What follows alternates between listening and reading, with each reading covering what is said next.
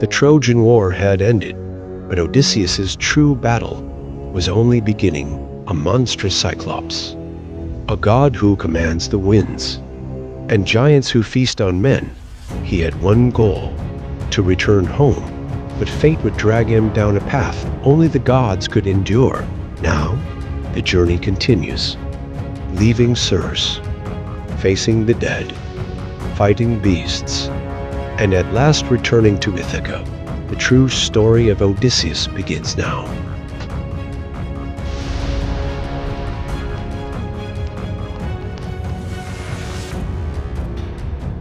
The wind had shifted. Mist rose from the sea, and Odysseus's weary ship drifted toward an unknown island. It was the Isle of Circe the sorceress, a place between the living and the dead, where time stood still. As his men wandered deep into the silent forest, they came upon a stone hut. Music floated through the air, but those who entered never returned the same. Circe turned them into pigs with a flick of her hand. Only one escaped. Odysseus took up his sword, prepared to meet magic with courage. But then Hermes appeared, offering a gift: moly, a plant that protects against enchantment. With it, Odysseus faced Circe. Her spell failed. Surprised and intrigued, she restored his men to human form, but her warning was more chilling. You must descend into the underworld, Odysseus. You cannot return home without facing the dead.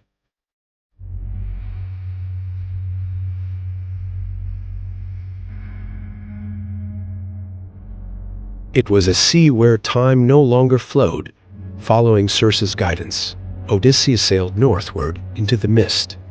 There was no sun, not even a breeze. At last, they arrived a land beneath gray skies, soil claimed by the dead. Odysseus stepped ashore. He sacrificed black sheep. Blood seeped into the ground. And then, the shadows appeared. The first was his mother.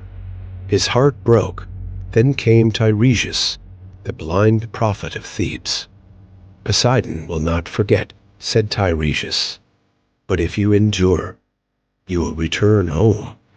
Only if you endure. Odysseus saw fallen comrades, those who never returned from Troy. Amid ghosts and prophecies, another whisper echoed: "You want to go home, but to a home no longer the same?" And Odysseus, with trembling hands, returned to his ship. He was no longer just a warrior, he had spoken to the dead.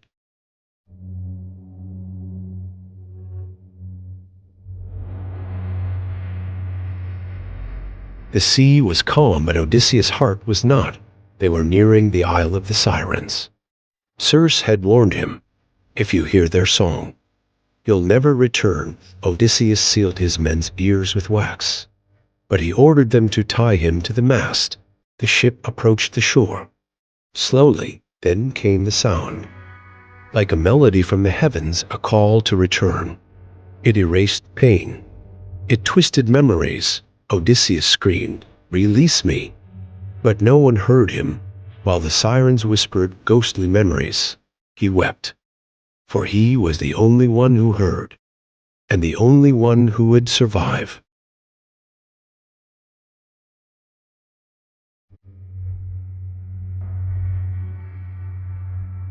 Silence was more dangerous than the storm.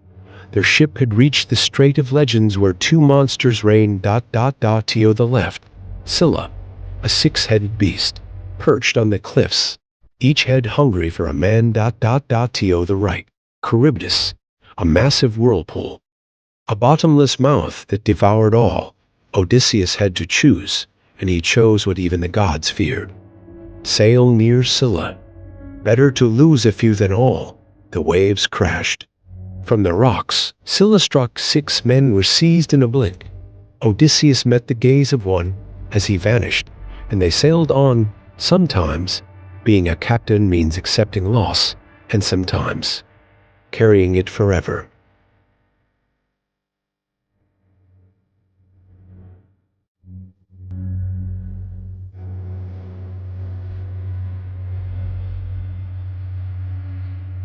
The storm had passed, but their hunger only grew. After a long journey, they reached the island where the sun never set. Thrinacia, the gods warn, touch not the sacred cattle of Helios, or pay the price. Odysseus made his men swear an oath, but days went by. Supplies ran out, hunger festered, and one night, while Odysseus slept, they broke the oath. The cattle were slaughtered, their flesh roasted. Smoke rose to the heavens. Helios raged, and Zeus struck the ship with thunder.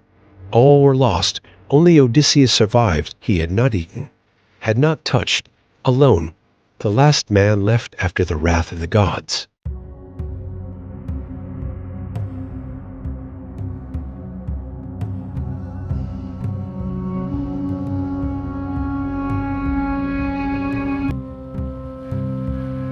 He was alone now, tossed and battered by the waves, until he washed ashore on a blindingly beautiful island. The Isle of Calypso. The demi-goddess found him, healed him, loved him. She offered him immortality, eternal youth, endless peace. But Odysseus's eyes always looked west, toward Ithaca. "Calypso," he said one day, "if you love me, let me go." Calypso fell silent. She didn't want to give away her only companion, but the gods intervened. Hermes arrived. Zeus commands that Odysseus must be released. Calypso wept, but she gave him a raft, and once more he set sail against the wind, alone but free.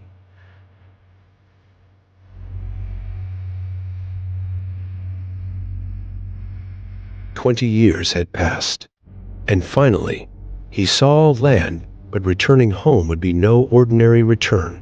The gods told Odysseus, hide who you are ... in Ithaca. Things had changed. Penelope still waited, but the palace was full of suitors.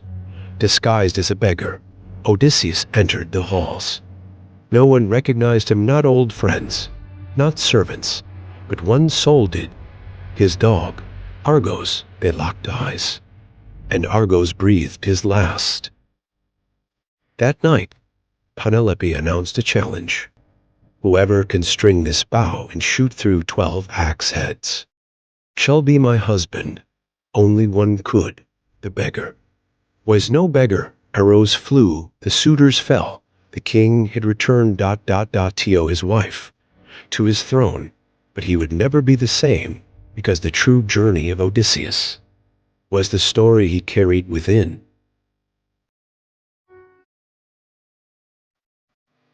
Odysseus's journey is not just a story of returning home. It's the struggle to remember who we are. The monsters, the gods, the storms, they were all reflections of his inner trials. And in the end, he discovered one truth. The real victory is not reaching home, but not losing yourself along the way. If you too seek ancient wisdom, hidden in forgotten myths, subscribe to the channel and sail with us on the next journey, because some stories, no matter how old, are still worth telling.